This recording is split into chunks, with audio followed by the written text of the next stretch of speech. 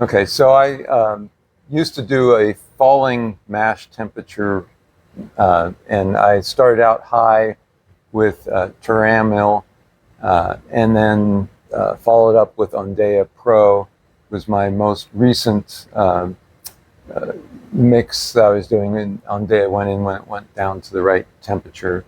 Had good success with that, but we are doing now the Ondea Pro and then Ceremix combination, and I'm hopeful to see what that does with a rising mash temperature regime.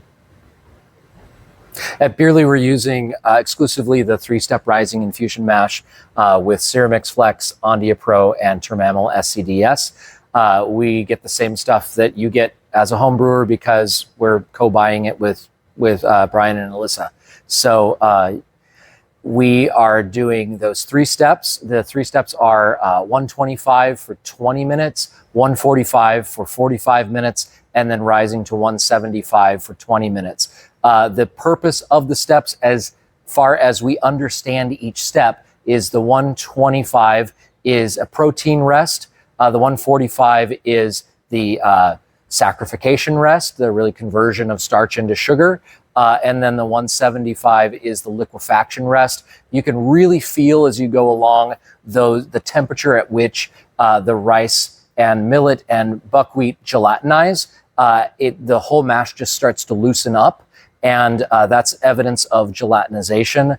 And that last 175 rest is really just to complete that gelatinization and get that mash ready to run with no sticks in the mash as you're running to the kettle.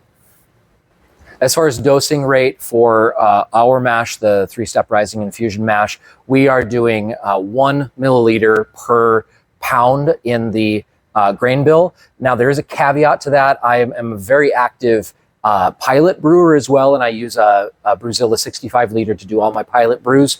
Those tend to be smaller mashes, and I have kind of a minimum amount of enzyme that I like to use. I don't like to use less than 25 mils of each of the 3 enzymes, no matter what the grain bill size is.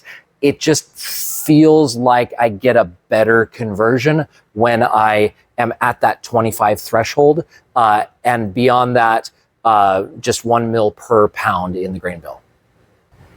We are doing some pretty exciting R&D right now on enzymes at Beerly. As I mentioned, I'm a pretty active pilot brewer, and one of the things that I like to mess around with are different enzymes. And we're currently doing some R&D on some equivalent enzymes to Ondea Pro, Termamyl SC DS, and the Ceremix Flex. And so far the results are on par. And right now we're working on optimization rates to really dial in. That's something we didn't do as much R&D on with the Ondea and the Ceremix specifically, was figuring out if we could use less with those, because we were just so excited to be getting the results that we were getting. But with these new enzymes, they are equivalent, and we're really working on optimizing so that maybe we can use less and get the same results as with Ondea and Termamyl.